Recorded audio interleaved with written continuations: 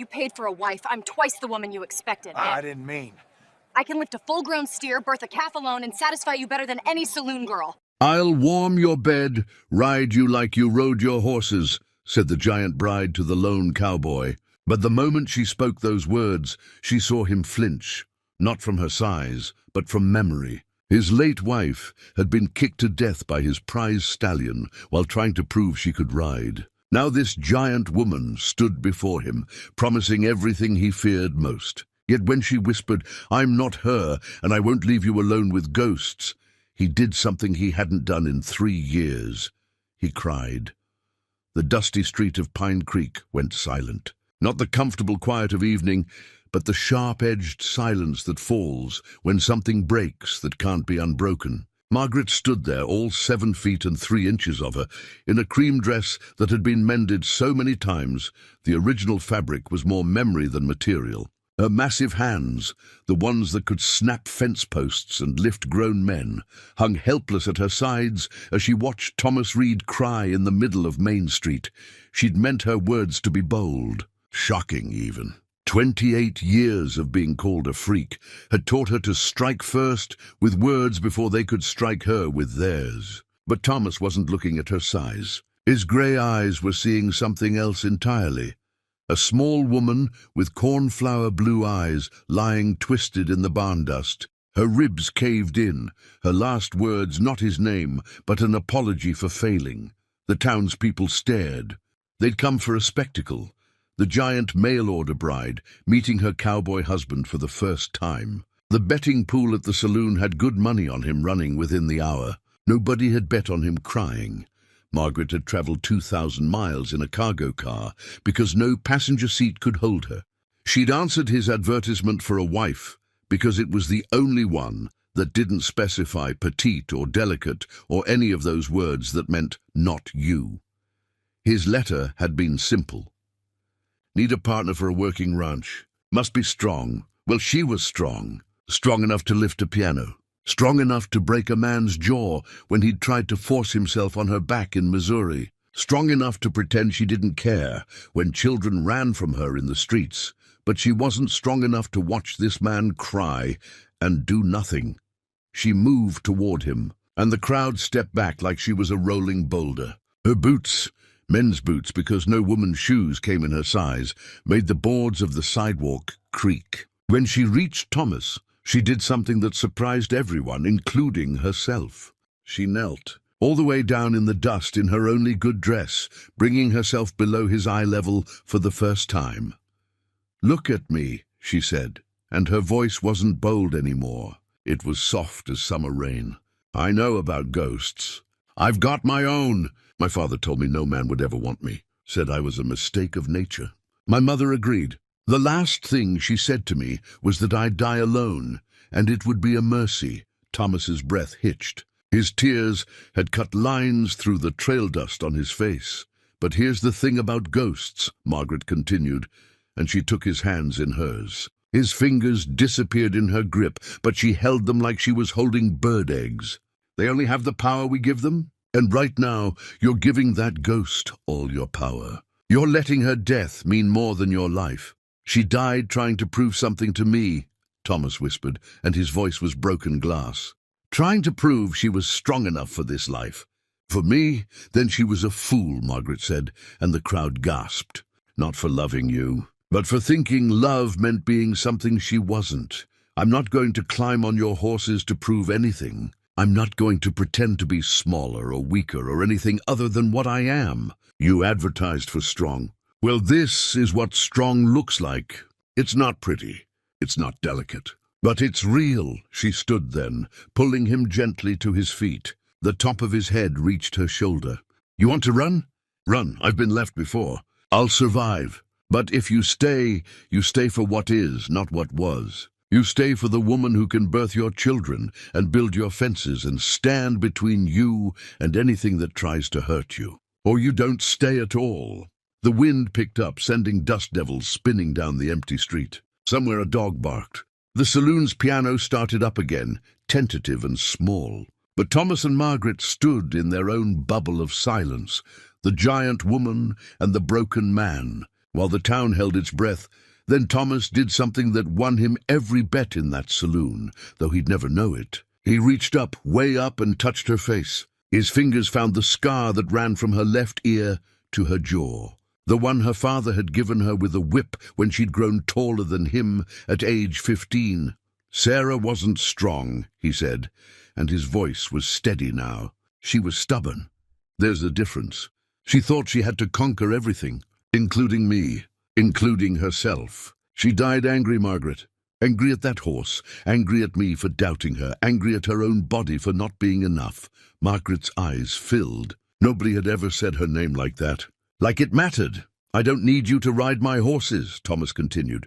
I need you to help me let them go. All of them. I haven't been able to go near that barn in 3 years. But maybe someone who's strong enough to kneel in the street in front of the whole town is strong enough to help me face what's in there.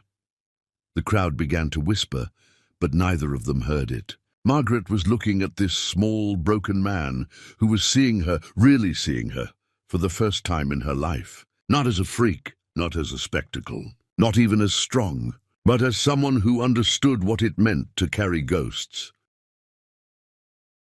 The walk to Thomas's ranch took 20 minutes, but it felt like hours. Margaret's huge shadow fell across him as they walked, and he found himself grateful for it. The shadow felt like shelter. Behind them, the whole town followed at a distance, pretending to go about their business, but watching every step. Margaret could hear their whispers carried on the wind. Freak show. Won't last a week. Poor Tom lost another one already. But then she heard something else. A child's voice, high and clear.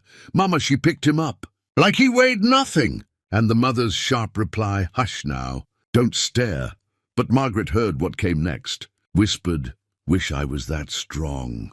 The ranch appeared over a small rise, a modest cabin with a sagging porch, a well with a broken handle, and there, casting its long shadow across the dry grass, the barn. Thomas stopped walking. His whole body went rigid, like he'd hit an invisible wall.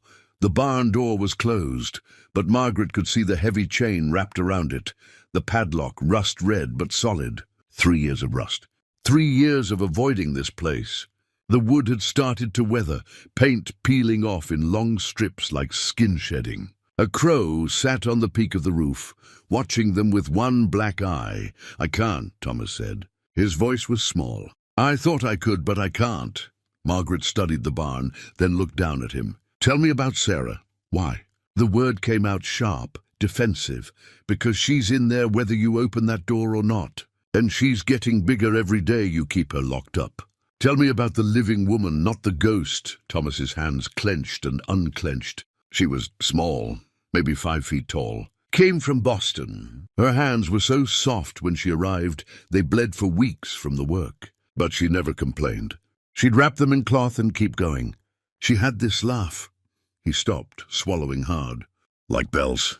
Everything delighted her. The sunrise, the way grass moved in wind, the first egg from our chickens. She named every animal on this ranch, even the horse. Thomas flinched. Especially him. She called him Dancer. Said he moved like music. She was right, he did. Until that day, Margaret walked to the barn door. Her fingers found the chain and she tested its weight. You blamed him. I blamed myself. I told her she was too small, too fragile. I said it over and over until she had to prove me wrong. My words killed her, not that horse. Margaret turned to face him, and there was something fierce in her eyes. You want to know what really killed her? The same thing that nearly killed me. The belief that we have to be something other than what we are to deserve love. She thought she had to be big to be worthy. I was told I had to be small. We were both wrong. She gripped the chain in both hands. The metal groaned. Don't, Thomas said quickly. The key is inside the house. The chain snapped. The sound was like a gunshot, and the crow flew away in a panic of black wings. Margaret pulled the broken metal away and dropped it in the dust. The barn door swung open on hinges that screamed from disuse. The smell hit them first. Not death. That had been cleaned long ago, but abandonment. Dust and old hay and something else, something sweet and wrong.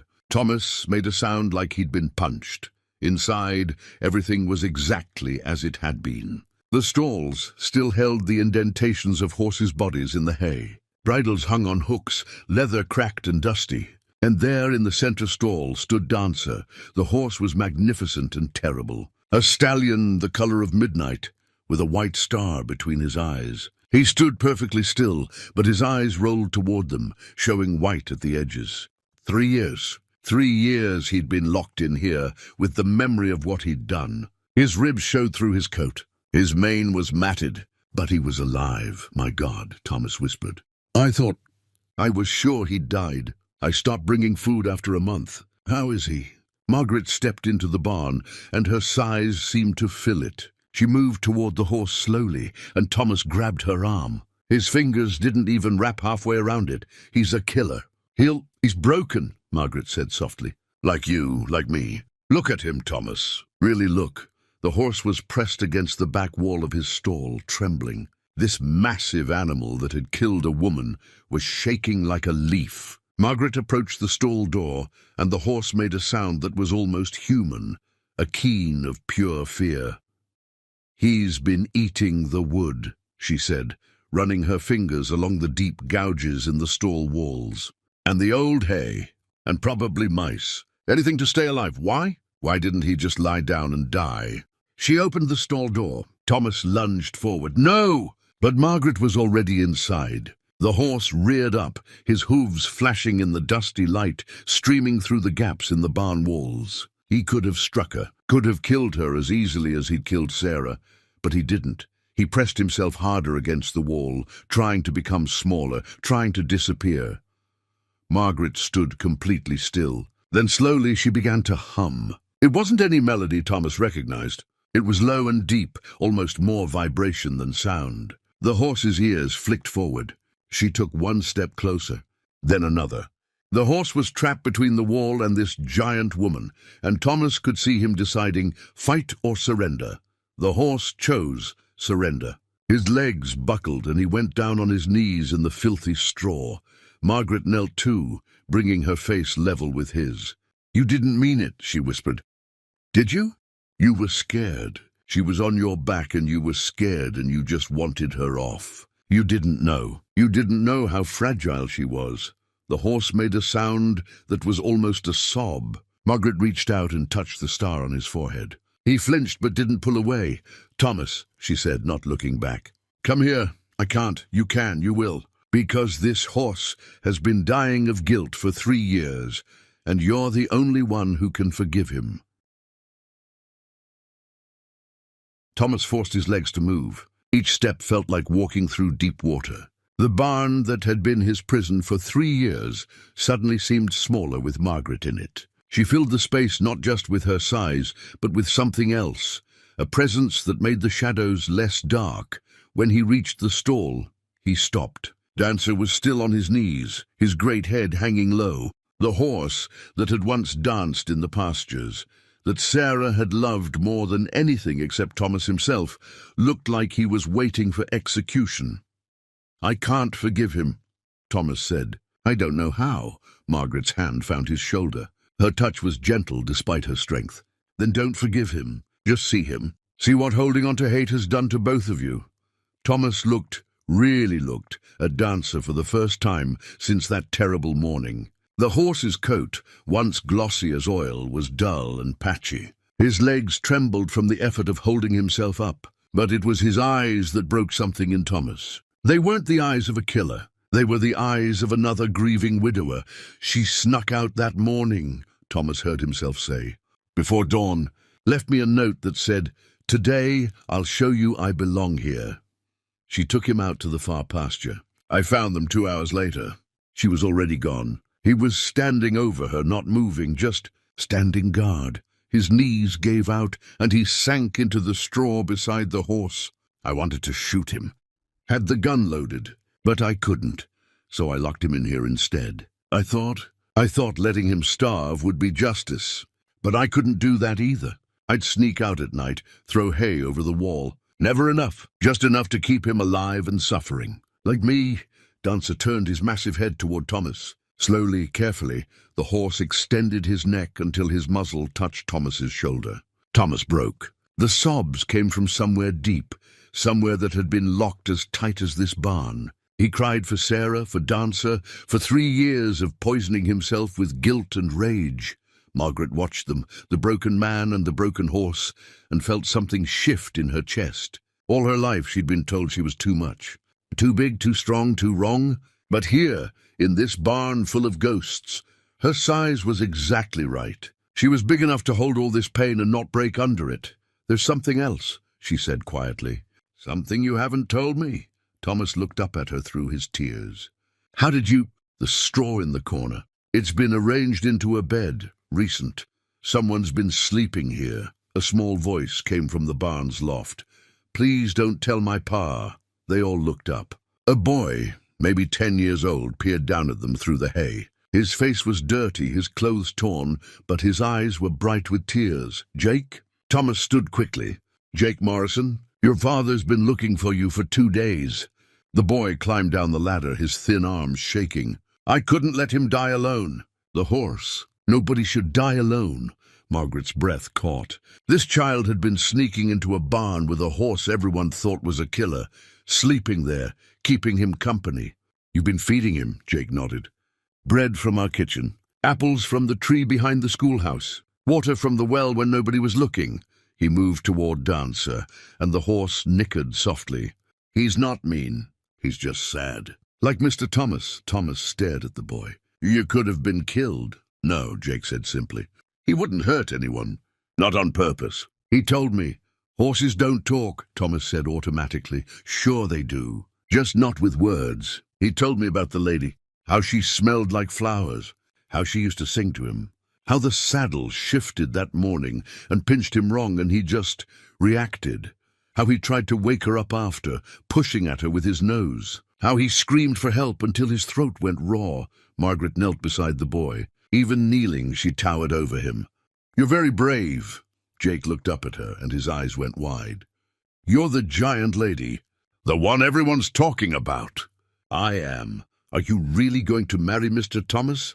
Margaret looked at Thomas, who was watching her with something new in his eyes. "Not fear, not pity. Something warmer. That depends on Mr. Thomas." "You should," Jake said seriously. "He needs someone strong, and not just strong like muscles. Strong like—" He struggled for words. "Strong like you can hold sad things without breaking." Out of the mouths of babes, Margaret thought. Thomas stood slowly, his hand finding Dancer's neck. The horse leaned into his touch, and Thomas felt 3 years of ice begin to crack. "We need to get him out of here, into the sun. He needs food, real food, and water, and help," Margaret finished. "You both need help. You can't heal from something like this alone. I don't deserve—" "Stop." Margaret's voice was firm. "Jake, what do you think? Does Mr. Thomas deserve help?" The boy nodded vigorously. "Everyone deserves help. That's what my ma says. Even when they think they don't, especially then." Margaret stood, and her shadow fell across all of them, man, boy, and horse. "Then it's settled. We're going to walk out of this barn, all of us, and start the hard work of living again. Thomas, you're going to tell the town the Dancer is sick and needs care. Jake, you're going to go home to your parents and tell them the truth. And I'm going to start fixing what's broken on this ranch." "Why?" Thomas asked. "Why would you do all this? You just met me. You don't owe me anything." Margaret smiled, and it transformed her face. "Because someone needs to be strong enough to forgive first. My father never forgave me for being born big. Your wife never forgave herself for being born small. You never forgave this horse for being a horse. Someone has to break the chain, Thomas. Might as well be the one who can literally break chains."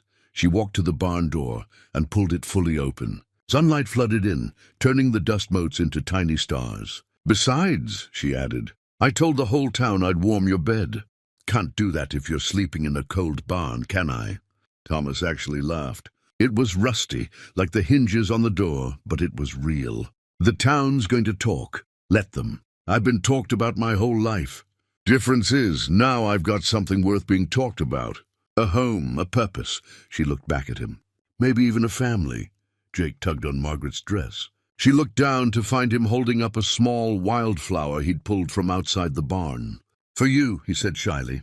"My ma says when someone saves you, you give them flowers." Margaret took the flower, and her eyes filled. In 28 years, no one had ever given her flowers. She tucked it behind her ear, where it looked impossibly small and delicate against her thick, dark hair. Dancer's hooves sank deep into the dirt as sunlight finally hit his coat. For the first time in years, the barn wasn't a tomb. It was a doorway. Margaret led him by the halter, her arms steady as a fence post, her other hand spread protectively near his neck. Thomas followed, each step slow, reverent, like walking through the ruins of an old church. Jake trailed behind, clutching the empty bucket to his chest, as though afraid any sound might break the spell. When Dancer reached the open field, he stopped. His ribs heaved. The light caught in the star on his forehead, and for one impossible heartbeat, he looked exactly like the horse from Thomas's memories, the one Sarah had loved, the one that used to run for the sheer joy of movement. The stallion lowered his head and brushed it gently against Thomas's chest. The man froze. Then, like something inside him broke loose, he wrapped his arms around the animal's neck. His shoulders shook, but no sob came out this time, only breath deep and ragged, the sound of a wound finally beginning to close. Margaret looked away, giving him privacy. Her eyes went to the horizon, where the grass rippled like green water, and for a moment she saw a different kind of future, one with laughter echoing off the hills, not grief. Jake tugged her sleeve. "Do you think he forgave him?" She smiled faintly. "Maybe forgiveness isn't something you give all at once. Maybe it's something you keep doing every day you choose to keep living." The boy nodded, like he understood more than a child should. "Then I think they both started today." Thomas straightened slowly, wiping his face. He looked older than his years, but lighter somehow, as if the air itself had shifted. "He needs food," he said. "Water. I'll fix the trough, clean the stall." "You'll rest first," Margaret interrupted. "You've been carrying ghosts longer than any man should. I don't know how to rest." "I'll teach you," she said. "But you'll have to let me stay long enough." He met her eyes then, really met them.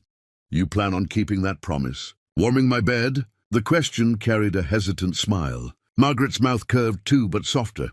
"When you've stopped waking in the night to chase ghosts, yes. Until then, I'll keep the fire going." The boy's laugh broke the tension.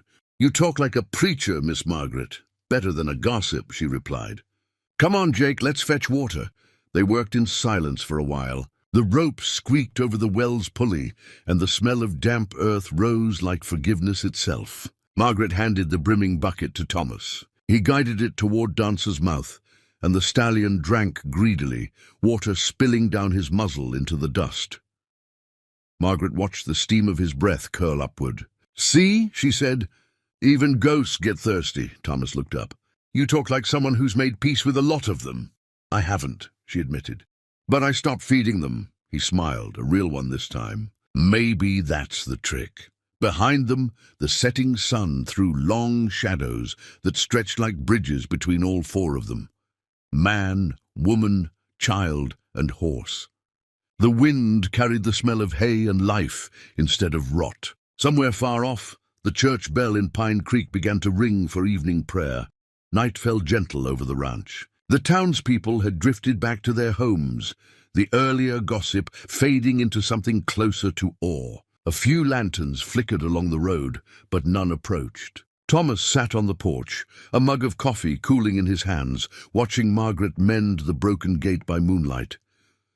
"You could wait till morning," he called, "and waste a night like this?" She tested the hinge with one massive hand. "No, sir. Work done under stars lasts longer." "Who told you that?" "My mother. She said night work gets blessed by the quiet." He studied her silhouette, how the lantern light caught the curve of her shoulders, how easily she moved despite her size. For the first time since Sarah's death, the world didn't feel haunted. It felt alive. Jake had fallen asleep against the porch rail, the wildflower he'd given Margaret still tucked behind her ear. The petals glowed faintly in the lamplight, fragile yet uncrushed. Thomas's voice came low. "He'll tell the town everything, you know. About the horse, about you breaking that chain. Let them talk." She straightened, brushing sawdust from her dress. "They talked when I arrived, didn't they? They'll talk when we marry too." He raised an eyebrow. "You're sure I'll ask?" "You already did," she said simply. Every time you looked at me today, you were asking for something you didn't have words for. I just answered before you finished." He chuckled, shaking his head. "You always this direct." "Only when I mean it." He stood, set his mug down, and walked to her. The night air was cool, full of crickets and the faint creak of wood. For a long moment neither spoke. Then Thomas took her hand, the same hand that had broken a chain with one pull, and pressed his lips to the rough skin of her knuckles. "I won't promise. I'll stop grieving," he said. "I wouldn't believe you if you did. I'll promise to try. That's all I ask." Her voice dropped softer than the wind. "And when the ghosts come back, because they will, we'll open the door and let them out again. Together," he nodded. "Together." From the barn came the quiet sound of hooves shifting in straw. Dancer was lying down for the first time since Sarah's death. Margaret noticed and smiled. "See? Even he believes you." Thomas followed her gaze and exhaled. "Then maybe there's hope for the rest of us." She turned toward the cabin. "Come inside, Thomas." "The night's too cold for regret." He hesitated, looking once more at the barn, at the horse sleeping under a half-moon. Then he followed her. Inside, the cabin was simple. Bare wood, a stone hearth, 2 chairs, and the smell of old cedar. Margaret knelt to light the fire, her movements slow and deliberate. When the flame caught, the glow filled the room with warmth that felt almost human. Thomas watched her, then said quietly, "You know, I used to think strength was something you proved with your hands. And now I think it's what keeps them open when you want to close them." Margaret smiled at that. "Then you're learning fast." She poured him another cup of coffee, and for a long time they sat in silence, the fire snapping softly between them. Outside, Jake's small form slept curled on the porch, a stray blanket covering him. Dancer shifted once in the barn, then stilled. When the last ember dimmed, Thomas spoke again. "Margaret?" "Yes?" "You said earlier that you could hold sad things without breaking. I think I believe you." "You don't have to," she said. "Just let me prove it." He reached across the small table and took her hand again. "I think you already have." For the first time in 3 years, he didn't dream of Sarah's broken body or the horse's scream. He dreamed of open fields, of a giant woman laughing in the sunlight, and a horse running free. At dawn, the rooster crowed. The light touched the barn roof, and the crow from the day before returned to perch on the ridge, watching as Margaret led Dancer into the pasture. Thomas followed with a feed bucket, and Jake ran ahead, barefoot in the dew. The ranch, silent for so long, came alive with motion. The townsfolk appeared on the ridge again, some out of curiosity, some out of quiet shame. They watched as the stallion began to trot, then gallop, the morning sun catching in his mane like liquid fire. Margaret laughed aloud, a sound so big it filled the valley. Thomas turned to her. "You were right." "About what?" "Strong can be beautiful." She smiled, eyes bright. "It took you long enough to notice." He laughed, genuine and clear, echoing across the fields. "Then I guess we're even." Jake clapped his hands, cheering as the horse kicked up a spray of dust and light. Margaret leaned against the fence, watching both of them, man and boy, and for the first time in her life, the word home felt like something she could touch. As the sun climbed higher, the church bell rang again. Thomas reached for her hand. "Ready to face the town?" "Let them come," she said. "We've already faced worse." They walked toward the cabin together, leaving footprints side by side in the new morning dust. "If you've been carrying ghosts of your own, maybe it's time to open the door. If this story touched you, don't forget to subscribe, like, and turn on the notification bell, so you never miss another story of love, redemption, and second chances.